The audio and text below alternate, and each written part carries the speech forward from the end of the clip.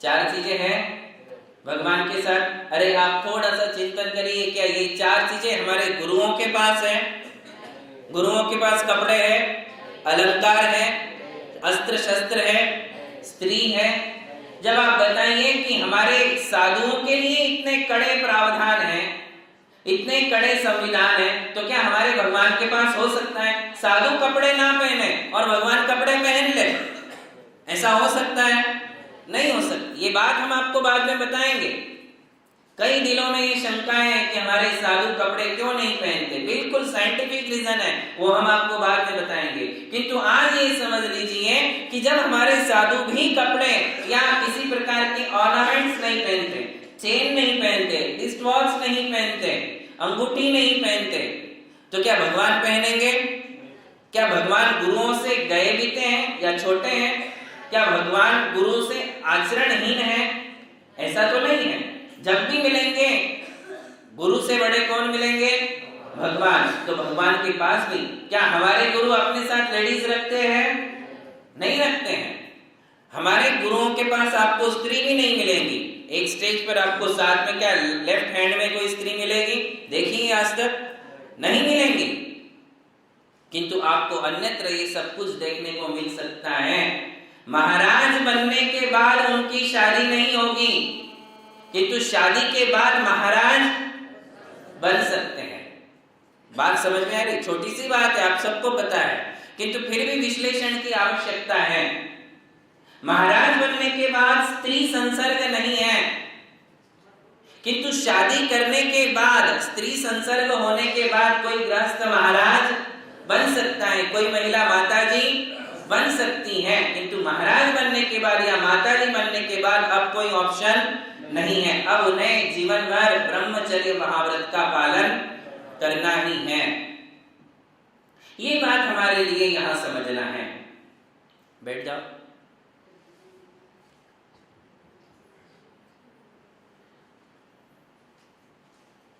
तो हम ये बात आपके लिए बता रहे हैं कि शादी के बाद दीक्षा हो सकती है, किंतु दीक्षा के बाद ये नहीं कहा जा सकता है कि मैं दीक्षा तो ले लूंगा किंतु मेरी बीवी मेरे साथ अलाउड कर दो, बाकी मैं सब छोड़ दूंगा, इनको नहीं छोड़ूंगा। तो क्या दीक्षा हो सकती है? दीक्षा नहीं हो सकती है। कहने का मतलब है साधुओं को भी स्त्री संसर्ग अलाउड नहीं है। तो आप बताइए भगवान के साथ लेडीज कैसे हो सकती है? क्योंकि स्त्री का होना मन में काम वासना का प्रतीक है। यदि स्त्री रूप में उसको रखा है, काम वासना के कारण उसको रखा हुआ है, तो फिर वो गुरु भी नहीं है, तो फिर वो भगवान हो सकते हैं क्या? नहीं हो सकते हैं। अब आप देखिए जिनके साथ स्त्री है, क्या वो मेरे भगवान है? नहीं हो सकते हैं।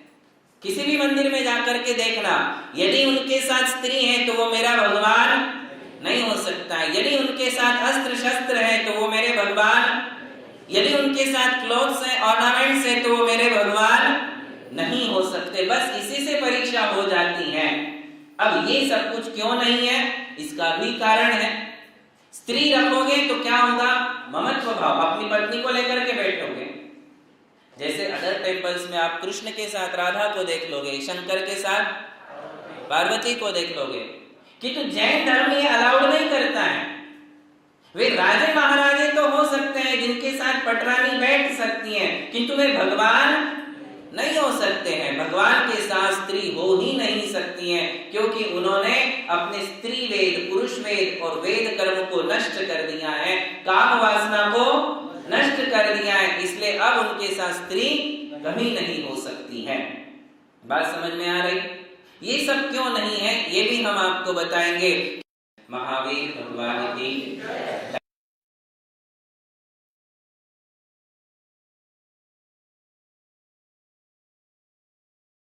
भगवान के साथ स्त्री हो ही नहीं सकती हैं, क्योंकि उन्होंने अपने स्त्री वेद, पुरुष वेद और वेद कर्म को नष्ट कर दिया है, काम वासना को नष्ट कर दिया है। इसलिए अब उनके साथ स्त्री कभी नहीं हो सकती है।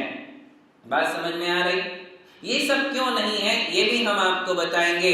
किंतु और कौन सी बातें हम भगवान में देखते हैं? देखिए 4 बातें नहीं है। अब कैसे हैं ये भी तो हमें मालूम होना चाहिए। तो हमारे भगवान 2 मुद्रा में होते हैं। पहले तो क्लोथ्स नहीं, ऑर्नामेंट्स नहीं, लेडीज नहीं और वेपन्स नहीं। अब देखिए होते कैसे हैं, तो कहते हैं हमारे भगवान या तो पद्मासन में होते हैं या तो खड्गासन में। खड्गासन का मतलब बाहुबली भगवान को याद करना। कैसे बाहुबली भगवान खड़े हैं, उनकी मुद्रा को कौन सा आसन कहते हैं, खड्गासन। और पद्मासन किसे कहते हैं, जिसमें मांडी डाल के बैठते हैं, दोनों पांव के पंजे दोनों मांडियों के ऊपर होते हैं, उसे कौन सा आसन कहते हैं, पद्मासन। कहीं कहीं अर्ध पद्मासन भी है कि एक ही पांव मांडी के ऊपर है। जैसे आप पैठण जाओगे, मुनि सूरत भगवान के दर्शन करोगे तो आपको अर्ध पद्मासन मिलेगा, उसे क्या कहते हैं, अर्ध पद्मासन। तो कहने की बात यह है कि भगवान की मुद्राएं दो ही हैं, या तो पद्मासन या तो खड्गासन। दो ही मुद्रा में हमारे लिए भगवान मिलेंगे। गुरु तो कभी चलते हुए मिल जाएंगे, गुरु आहार करते हुए मिल जाएंगे, गुरु सोते हुए भी मिल सकते हैं, किंतु भगवान आपको लेटे हुए कभी, तो जो लेटे वो हमारा भगवान। आप तो लेटे हुए के पास जाते बोलते ये भी भगवान है, जो लेट जाए, जो दूसरे आसन में हो, वो मेरे भगवान नहीं हो सकते हैं। भगवान की केवल दो मुद्रा, कौन सी, खड्गासन और पद्मासन। अब तीसरी बात और देखिए, भगवान में हमें क्या देखने को मिलती है, तो कहते हैं कि उनके लेफ्ट हैंड के ऊपर राइट हैंड होता है, ये पंजा ऐसा होता है ना रखा हुआ, देखा है आपने। किंतु आपने कभी नोट किया कि आपको भारतवर्ष में कोई मूर्ति ऐसी नहीं मिलेगी उल्टी कि राइट हैंड के ऊपर लेफ्ट हैंड हो, ऐसा देखा है कभी आपने, बोलना देखा ही नहीं है कि कैसी होती है।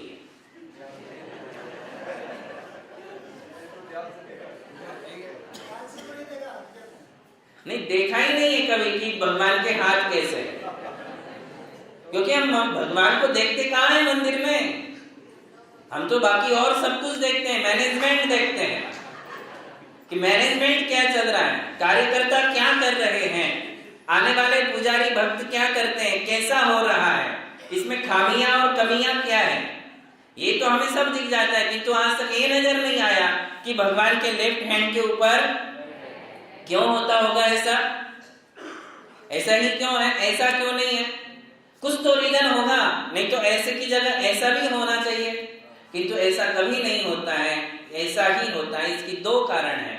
एक कारण कहते हैं कि भगवान कृतकृत्य है।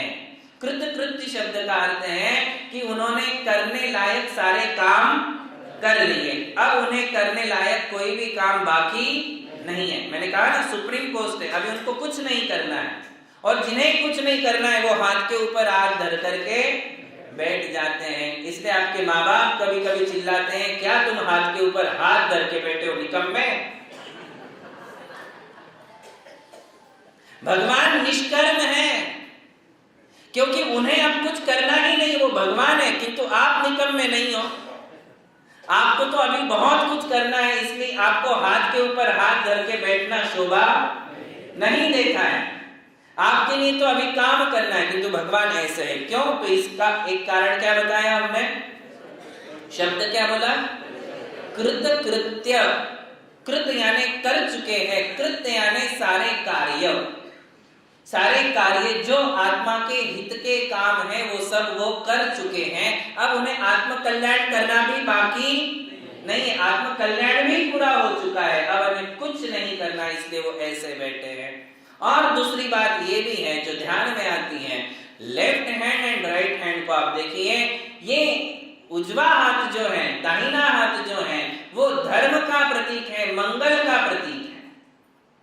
हम जो भी मंगल कार्य करते हैं, जो भी धर्म कार्य करते हैं, वो कौन से हाथ से करते हैं, दाहिने हाथ से। भले तुम लेफ्ट हैंडी हो, बाएं हाथ से लिखते हो, लेफ्ट हैंड से लिखते हो, तो भी तुम्हें मंगल कार्य कौन से हाथ से करना है, दाहिने हाथ से ही करना पड़ेगा।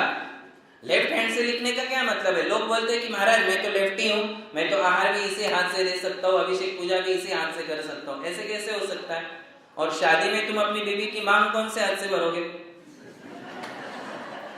वहां तो तुम राइट हैंड यूज करोगे, राइट हैंड से ही भरी थी ना, ये भी याद नहीं। अरे हर मंगल कार्य कौन से हाथ से होता है, लेफ्ट हैंड से अमंगल होता है, लेफ्ट हैंड से से अशुद्धियों का काम शुद्धि की जाती है, शरीर शुद्धि लेफ्ट हैंड से की जाती है। पाप का प्रतीक ये लेफ्ट हैंड है और धर्म का प्रतीक राइट हैंड है। बस इसको आप समझ लीजिए। इसलिए कभी कितना भी नास्तिक आदमी हो, कितना भी बड़ा नास्तिक आदमी हो, वो जब भी अच्छा काम करेगा वो कैसे करेगा? राइट हैंड से। कई लोग हड़बड़ी में दान देने आते हैं और पैसे कैश लेकर के आते हैं देने के लिए और एकदम ऐसे देते रहते, तुरंत हाथ पीछे करते, इधर के हाथ में लेते फिर देते हैं। आपने देखा होगा। तो ये ऐसा होता है। अभिषेक भी हम राइट हैंड से करेंगे, आहार दान भी राइट हैंड से देंगे, अर्घ्य भी राइट हैंड से चढ़ाएंगे, क्योंकि राइट हैंड धर्म का प्रतीक है और लेफ्ट हैंड पाप का प्रतीक है, अशुद्धि और अधर्म का प्रतीक है। अब इसका मतलब क्या है? भगवान ने अधर्म के ऊपर धर्म के द्वारा विजय प्राप्त की है। भगवान ने पापों के ऊपर धर्म के द्वारा विजय प्राप्त की है, इसलिए उनके लेफ्ट हैंड पर राइट हैंड होता है। ये दूसरी बात है। भगवान ने पाप कर्मों को नष्ट कर दिया, ये आपको पता है। हमारे जो भगवान होते हैं उनकी आत्मा में एक भी पाप कर्म नहीं है, उनके विचारों में रंच मात्र भी पाप नहीं है, उनकी वाणी में रंच मात्र भी पाप नहीं है, उनकी चर्या में रंच मात्र भी पाप। निष्पाप व्यक्ति यदि ढूंढना है इस संसार में तो निष्पाप कौन मिलेंगे? भगवान मिलेंगे। कौन मिलेंगे? भगवान ही मिलेंगे। साधुओं की चर्या में भी पाप नहीं मिलेगा, किंतु उनकी आत्मा में पाप कर्म अभी भी है जो उनको सता सकते हैं, किंतु अरिहंत भगवान की आत्मा में पाप कर्म भी नहीं है। उन्होंने 4 कर्म नष्ट कर दिए, ज्ञानावरण, दर्शनावरण, मोहनीय और अंतराय। जो कर्म हमारे लिए सताते हैं, दुख देते हैं, दुर्गति में ले जाते हैं, दर दर की ठोकरें खिलाते हैं, रुलाते हैं, भटकाते हैं, वे पाप कहलाते हैं। उन पाप कर्मों को अरिहंत भगवान ने नष्ट कर दिया। किसके द्वारा नष्ट किया? धर्म के द्वारा, संयम के द्वारा, तप के द्वारा, ध्यान के द्वारा उन्होंने पापों के ऊपर विजय प्राप्त की है। इसलिए क्या किया? लेफ्ट हैंड के ऊपर उनका राइट हैंड है, पंजे के ऊपर, लेफ्ट हैंड के पंजे पर राइट हैंड का पंजा उनका रखा हुआ है। ये आपने आज तक सोचा, विचार किया कभी? नहीं। क्यों? क्योंकि हमारे लिए जब तक ऐसी ज्ञान की बात बताने वाले नहीं मिलेंगे तब तक हम आगे नहीं बढ़ सकते। हमारी सोच आगे बढ़ती ही नहीं है। हम रोज देखते हैं, किंतु देखने के बाद सोचना क्या है और एग्जैक्ट रीजन भी तो पता होने चाहिए, नहीं तो उल्टा सीधा सोचने लग जाएंगे। आज हमने हाथ की बात बताई, अब आप कुछ भी देखोगे भगवान का, आंखें ऐसी क्यों है, चेहरा ऐसा क्यों है, ऐसा कुछ भी सोचने मत लग जाना। जितना बता रहे उतना ही सोचना, जो है वही सोचना, यथार्थ। तो लीजिए, ये तीसरी बात हमने आपके लिए बताई कि वो खड्गासन में है, पद्मासन में है और लेफ्ट हैंड के ऊपर उनका राइट हैंड है। अगली बात ये है कि उनकी दृष्टि नासाग्र होती है। नासाग्र, टिप ऑफ द नोज, यहाँ बिल्कुल ऐसे देखते हैं, खुले भी नहीं है और बंद भी नहीं है। ध्यान दिया आपने? भगवान की जो दृष्टि होती है वो एकदम खुली भी नहीं होती है और एकदम बंद भी नहीं होती, नासाग्र दृष्टि होती है। इसके भी कई रीजन है। कहते हैं कि ध्यान के लिए सबसे श्रेष्ठ मुद्रा यदि कोई है, दृष्टि यदि कोई है तो नासाग्र है। हम लोग करने जाए तो हमारी आंखें दर्द करने लग जाती हैं, क्योंकि हमें साधना नहीं है, प्रैक्टिस नहीं है उस चीज की। आंखों में से पानी भी बहने लग जाता है, पलकें बार बार झपकने लग जाती हैं, क्योंकि अभी तक हमने उसकी प्रैक्टिस नहीं की। धीरे धीरे धीरे करोगे तो फिर आपके लिए उसकी साधना हो जाएगी। अभी आप रोज प्रणिधान कर रहे हो, जैसा हम कह रहे वैसा आपका हो ही रहा हो ऐसा जरूरी नहीं है। हम कहते कि धीरे से लो, धीरे से छोड़ो, तो आप धीरे से ले तो लेते हो किंतु एकदम से छोड़ देते हो। क्यों? क्योंकि आपको इसकी प्रैक्टिस, अभ्यास करना पड़ेगा। बिना अभ्यास के ये होने वाला नहीं है। अभी तो कई सूत्र हैं ध्यान के, शुद्धोहम, बुद्धोहम, निरंजनोहम, सोहम, किंतु आज हम वो नहीं ले रहे हैं, क्योंकि आज ही ले लेंगे तो बड़ा मुश्किल होगा। फिर कई बार ऐसा होता है, हम कहते हैं सोहम, ऐसा बोलते हैं तो क्या मालूम इसमें क्या वाइब्रेशन से आदमी भी सो ही जाता है पहली बार में। तो इसलिए सोहम वाला ध्यान जो है, ये सूत्र अभी बाद में लेंगे, पहले अच्छे से प्रैक्टिस कर ले प्रणिधान की, उसके पश्चात। तो कहने का मतलब है कि भगवान ने नासाग्र दृष्टि रखी है और उन्हें उससे कोई तकलीफ, जब वो मुनि अवस्था में थे, जब वे साधना की अवस्था में थे, तब भी उनकी यही दृष्टि रही थी और इसे नासाग्र दृष्टि कहते हैं। आंखें एकदम बंद कर लो, आप आंखें बंद कर लो तो दूसरा ही नजारा दिखता है, हम क्या बोल रहे हैं ये तो दिखेगा ही नहीं, और कुछ दिखता है। आंखें पूरी बंद कर लो तो, या फिर नींद आने के चांसेस है, और पूरी खुली कर लो तो सारी दुनिया दिखती है। इसलिए कैसी दृष्टि है? नासाग्र। ये एक कारण है। दूसरा कारण कहते हैं नासाग्र दृष्टि, यानी मुझे स्वयं की ओर देखना चाहिए, दुनिया की ओर देखने से कोई फायदा नहीं है। इसलिए उनके नीचे नयन है, उनकी दृष्टि नासाग्र है, और वो हमारे लिए संदेश देती है कि अपनी गलतियों को ढूंढो, अपनी कमियों को ढूंढो, अपने दोषों को ढूंढना सीखो। दुनिया की तरफ दोष देखने की आवश्यकता, दूसरों के दोष देखने से हमारे लिए कोई फायदा होने वाला नहीं है। इसलिए भगवान की दृष्टि कैसी है? नासाग्र दृष्टि है। ये एक बात हम भगवान की प्रतिमा में, मंदिर जी में भगवान की जो मूल नायक प्रतिमा है या कोई भी प्रतिमा है, उसमें हम ये एक बात भी देखते हैं। तो कितनी बातें हो गई भाई साहब? और रिवाइज करिए, क्या क्या नहीं है, भूलना नहीं। पहली चीज क्या नहीं है? क्लोथ्स नहीं है, ऑर्नामेंट्स नहीं है, वेपन्स नहीं है, लेडीज नहीं है, और कैसे है? खड़गासन में है या फिर पद्मासन में है, और लेफ्ट हैंड के ऊपर, और दृष्टि कैसी है? अगली बात बताते हैं कि भगवान की मुद्रा अत्यंत शांत होती है, सौम्य होती है, उग्र नहीं होती है। भगवान की प्रतिमा जब भी बनाई जाएगी, हमारे भगवान की, तो उनके चेहरे पर शांति, प्रसन्नता झलकना ही चाहिए। यदि ऐसी मूर्ति नहीं है तो प्रतिष्ठाचारी मूर्तियों को रिजेक्ट कर देते हैं कि ये प्रतिमा नहीं चलेगी। कैसी होनी चाहिए वो? बहुत शांत, और थोड़ी सी प्रसन्नता भी उस पर झलकनी चाहिए। तो हमारे भगवान की छवि जब वे समूह शरण में विराजमान होते हैं, अरिहंत भगवान, तो कैसे होते? बहुत सौम्य और शांत मुद्रा के धारी होते हैं। उनकी संपूर्ण शरीर से शांति और सौम्यता झलकती है। ये छठवीं बात है। ऐसे हमारे भगवान होने चाहिए। और एक बात हम और देखते हैं भगवान के मंदिर में, कहीं कहीं नहीं होती है, कहीं होती है। परंपरा के अनुसार मैंने कि भगवान के चरणों पर चंदन और फूल चढ़ा हुआ हम देखते हैं। वो किस चीज का प्रतीक है? देखिए, भगवान के दर्शन करेंगे, सब देख रहे हैं ना हम बाहर से कैसे है, तो बाहर से हमारे लिए भगवान के चरणों पर चंदन भी दिख रहा है और फूल भी दिख रहे हैं। वो किस चीज का प्रतीक है, इस बात को भी आप समझ लीजिए। इस बात के आधार हमारे प्राचीन शास्त्र हैं। पूज्यपाद आचार्य इसके सबसे बड़े प्रमाण हैं, जिन्होंने अभिषेक पाठ में इस बात का उल्लेख किया है कि जिनांग्री द्वयम, भगवान के दोनों चरणों पर चंदन और फूल चढ़ा हुआ होता है। ये किस चीज का प्रतीक है पता है आपको?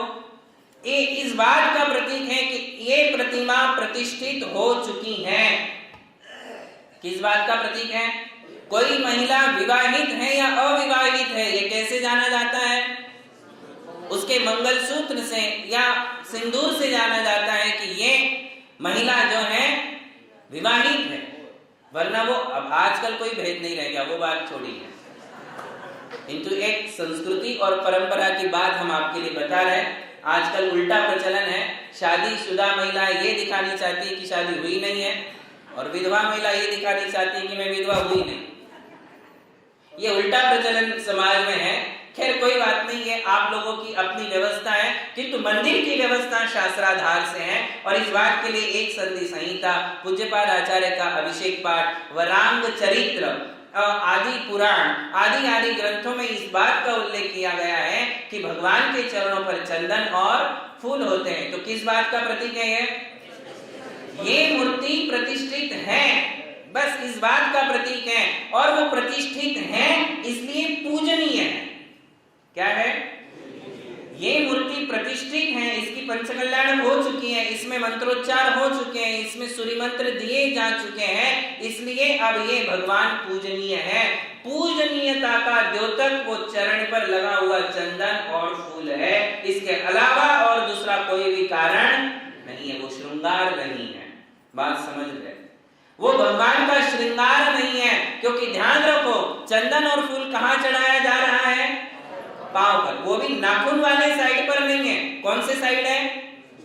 ऊपर वाली, पंजे पर, नीचे वाली साइड पर है, जो ऊपर आ जाता है उसके ऊपर है। और श्रृंगार शास्त्र आप पढ़ ले, या इस महिलाओं को भी बताए कि श्रृंगार के स्थान में वो स्थान आता ही नहीं।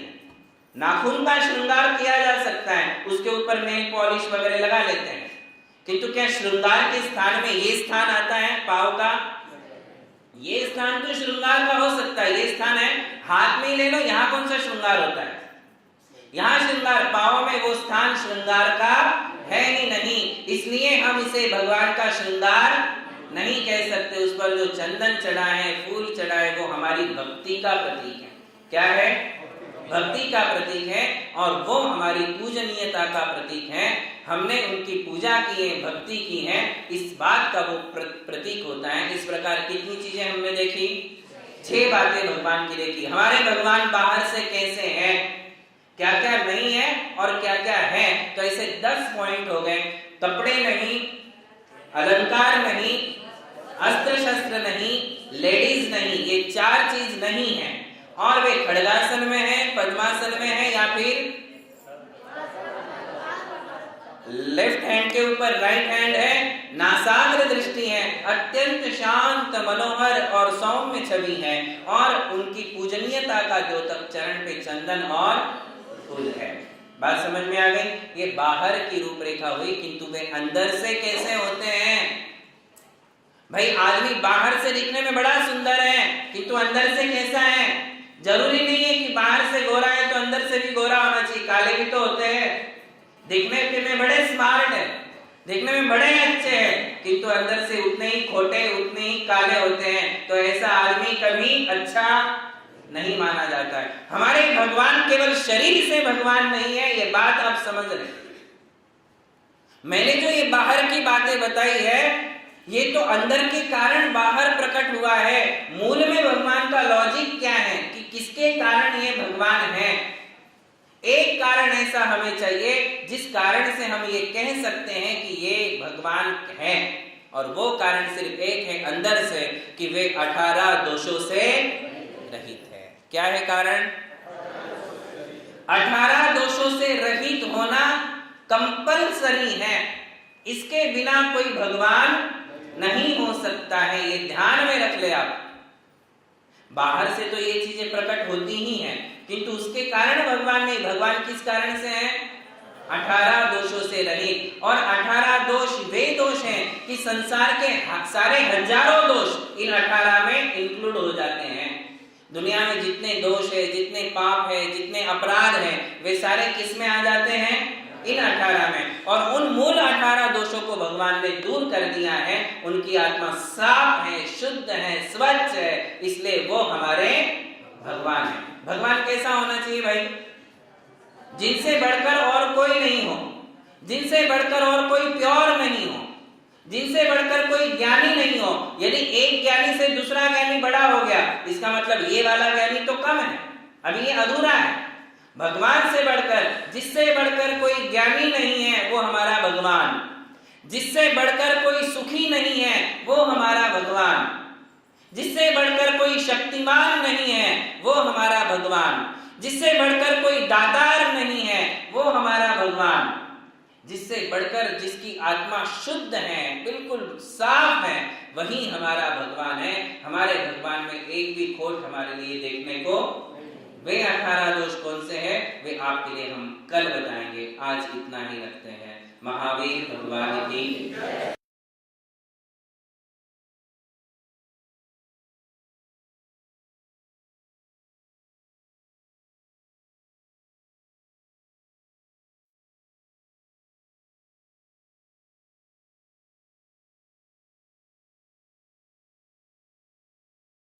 हमारे भगवान का स्वरूप क्या है, इस विषय में हमारी चर्चा चल रही थी।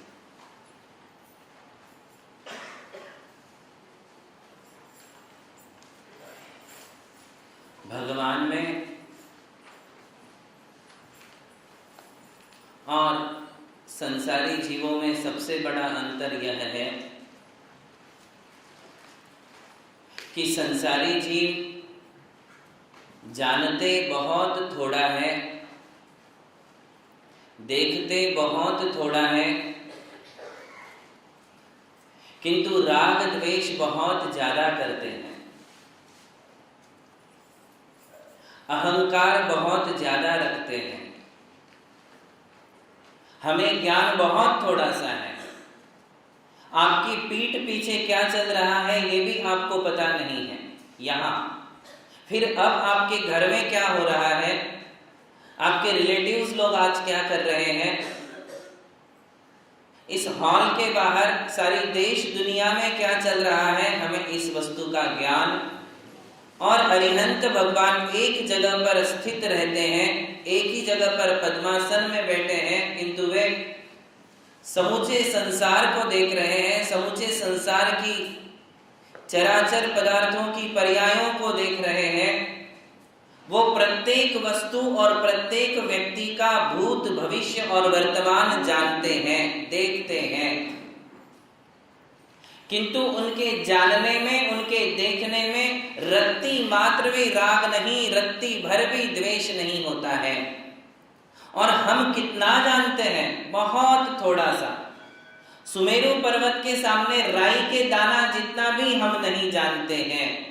हमारा ज्ञान बहुत अल्प है, हमारे देखने की शक्ति बहुत अल्प है, किंतु जितना देखते हैं और जानते हैं उसमें हम बहुत ज्यादा राग द्वेष करते हैं, हर्ष विषाद करते हैं, ममकार और अहंकार करते हैं।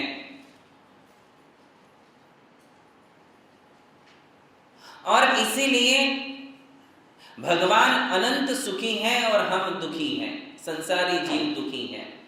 दुखों का कारण जानना नहीं है, दुखों का कारण देखना नहीं है, दुख का कारण है पदार्थों के प्रति लगाव, पदार्थ के प्रति राग द्वेष। पदार्थ को सामने हम जो देखते हैं, जानते हैं, उसके प्रति जो ममता हमारे लिए होती है वो हमारे दुख का मूल कारण बनता है। और भगवान अनंत सुखी है क्योंकि वो अनंत को जानते हैं, किंतु अनंत को जानते हुए भी उन्हें राग और द्वेष बिल्कुल भी नहीं है। उन्हें रति अरति नहीं है, उन्हें किसी वस्तु से लगाव नहीं, प्रेम नहीं, इच्छा नहीं, ना उन्हें किसी से कोई एक्सपेक्टेशन है, ना कोई उनकी डिजायर्स है, ना उनके दिलो दिमाग में कोई लस्ट है, वासनाएं हैं, कुछ भी नहीं है। भगवान का मन बिल्कुल शुद्ध है, आत्मा बिल्कुल शुद्ध है। यूं समझ लीजिए कि जैसे कोई थिएटर का स्क्रीन होता है। आप थिएटर में जाते हो, पर्दा व्हाइट कलर का होता है, नहीं मालूम उस पर्दे के ऊपर कितनी फिल्में चल चुकी हैं, कितनी फिल्में आ चुकी हैं, सैकड़ों हजारों फिल्में उस पर्दे पर आप लोग देख लेते हो, किंतु फिल्में बंद होने के बाद पर्दा कैसा है, व्हाइट का व्हाइट, इट रिमेन्स व्हाइट, वो लास्ट में व्हाइट ही रह जाता है। बस इसी प्रकार से हमारे भगवान हैं, वे सारे संसार को देख रहे हैं, रंग रंगली दुनिया को देखते हैं, जानते हैं, किंतु सब कुछ जानने देखने के बाद भी रिमेन्स शुद्ध, प्योर। कैसे रह जाते हैं? आपको एग्जाम्पल समझ में आ गया, फिट हुआ? थिएटर स्क्रीन पे इतनी थिएटर फिल्में चल रही हैं, कितने कलर्स उसके ऊपर आ जाते हैं, कितने कलर्स आते होंगे, कितने आकार प्रकार उस थिएटर की स्क्रीन पे आ जाते होंगे, किंतु पर्दे में कोई बदलाव नहीं आता है। पर्दा व्हाइट था, व्हाइट है और व्हाइट रहेगा। ऐसे नहीं कि वो फिल्म के कलर उसमें चिपक जाते हैं। बस इसी प्रकार से अरिहंत भगवान केवल ज्ञान के द्वारा समस्त जीव और अजीव तत्वों के भूत भविष्य और वर्तमान को देख रहे हैं। आपको तो केवल इतना पता चल जाए कि मेरे बारे में किसने गलत बोला है, किसने मेरे पीछे क्या बोला है, इतना भर पता चल जाता है। वो भी तीसरे आदमी के मुंह से पता चलता है कि तेरे बारे में उसने ऐसा कहा है, तो तुरंत राग द्वेष की परिणति हो जाती है, तुरंत जेलस होने लग जाती है, द्वेष भड़क उठता है, क्रोध उठता है, और फिर आपके लिए कुछ बोलने की इच्छा होती है, डांटने की इच्छा होती है, गाली करने की इच्छा होती है, मारने पीटने के तक भाव हो जाते हैं।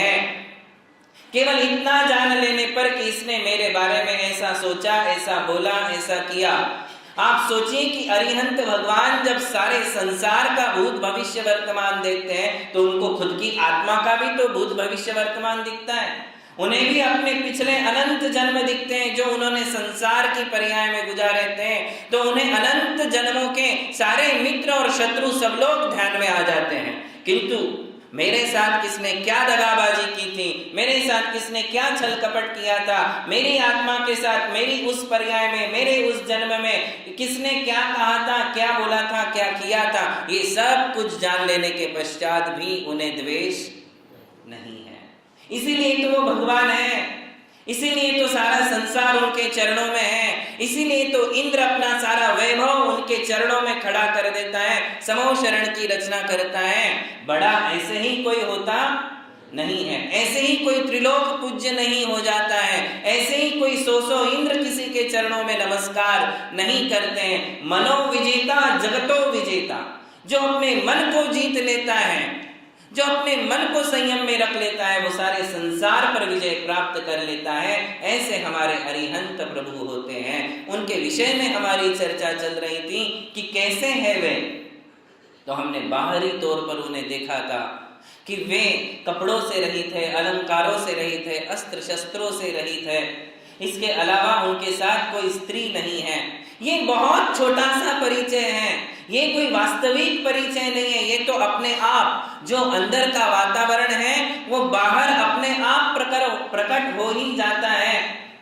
किसी दिन आपकी आंखें लाल हो गई तो आपकी बीवी समझ जाती है कि कुछ ना कुछ गर्मी अब निकलने ही वाली है, कुछ ना कुछ होने वाला है तांडव।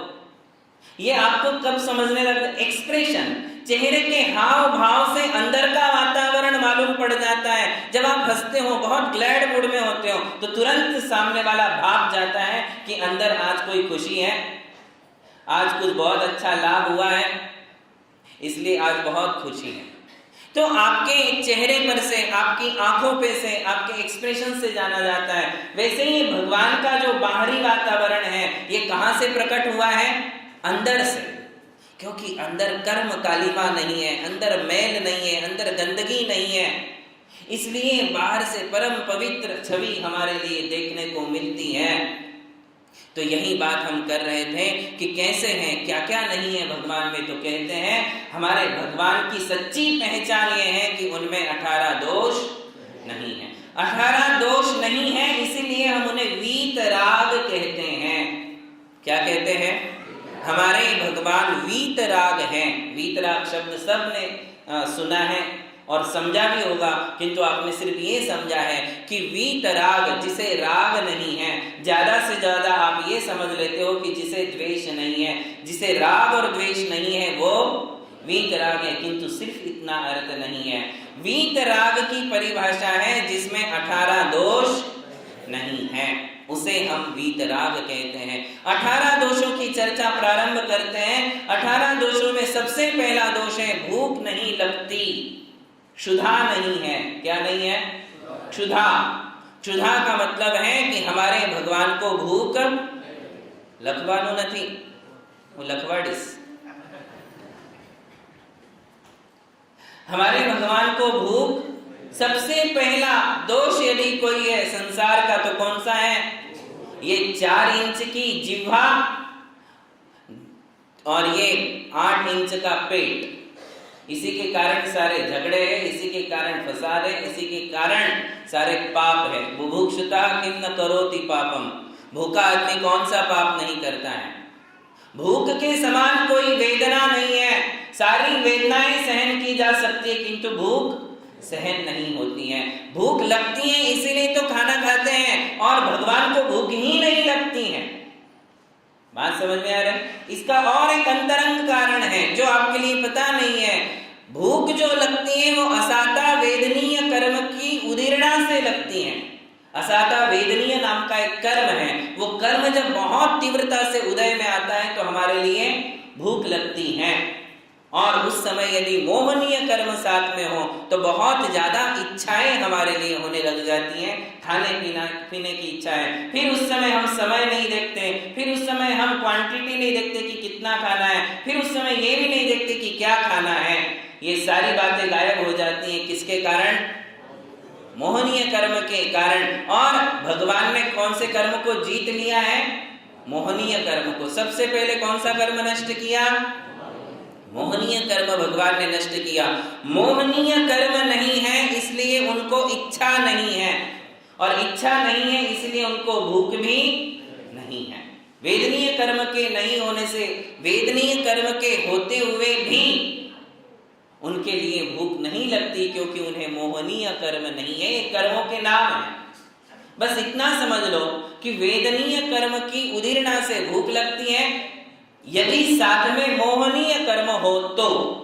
और भगवान का वेदनीय कर्म तो है किंतु मोहनीय कर्म नहीं है, इसलिए उनको इच्छा जागृत नहीं होती है, इसलिए उनको भूख नहीं लगती है। और भूख नहीं लगती है इसलिए वो खाना, आपको यदि भूख नहीं लगी तो आप खाना खाओगे? कब खाना खाओगे? जब भूख लगेगी तभी। और भगवान को कभी भूख नहीं लगती है। समौ शरण में वे हजारों वर्ष बैठे रहते हैं। कितने साल बैठ सकते हैं? तो एक प्रमाण दिया है, कुछ कम एक पूर्व कोटि काल तक भगवान समो शरण में विराजमान रह सकते हैं। हजारों लाखों वर्ष बिना भूख के, बिना खाए पिए वे आराम से बैठे रहते हैं। क्यों? क्योंकि उनकी आत्मा में एक गुण प्रकट हुआ है, अनंत सुख। कौन सा गुण? यदि भूख लगेगी तो सुख नहीं रहेगा।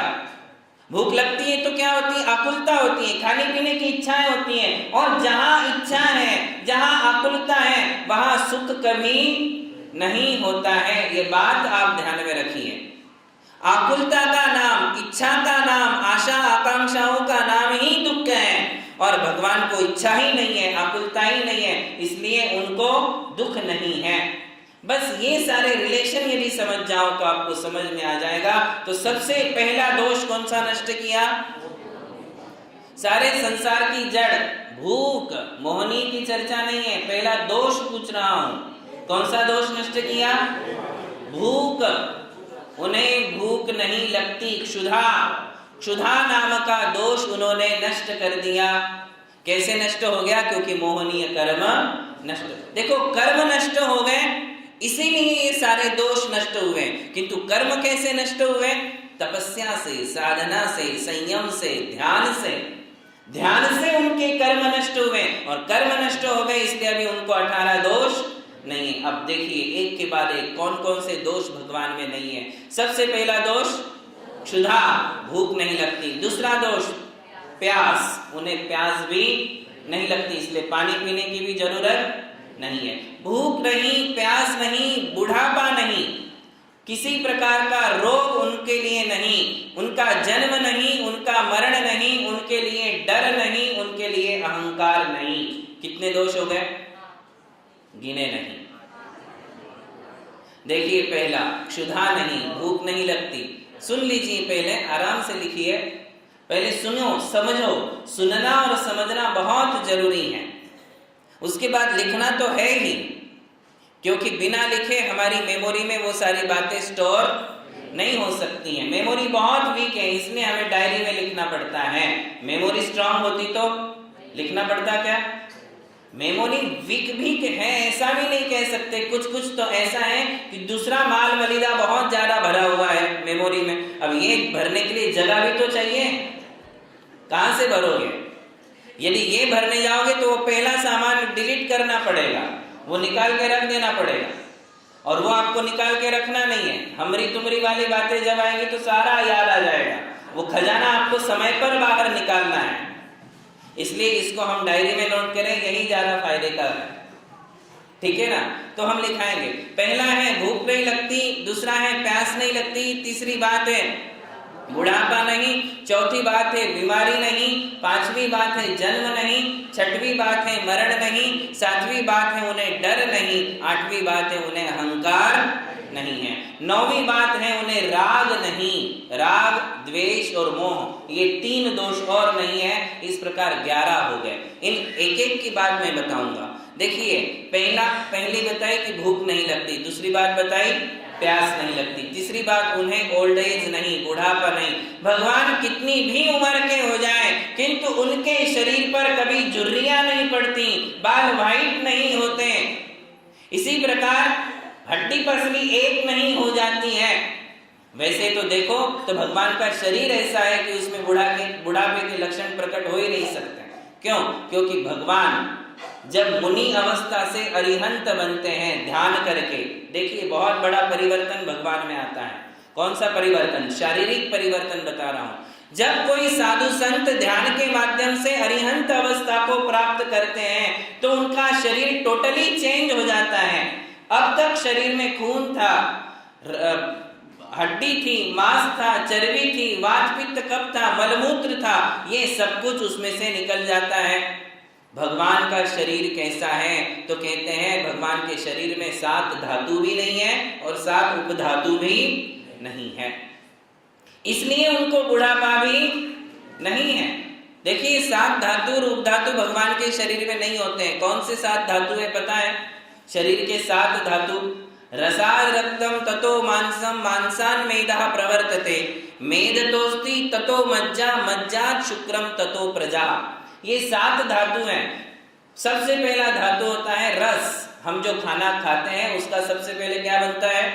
रस। रस से बनता है रक्त, रक्त से बनता है मांस, मांस से बनते हैं मेदा, मेदा यानी चर्बी, और चर्बी के बाद आती है हड्डी, हड्डी के बाद आता है हड्डी के बीच में बहने वाला एक रस जिसे मज्जा कहते हैं, और मज्जा के बाद बनता है वीर्य, ये 7वां धातु है।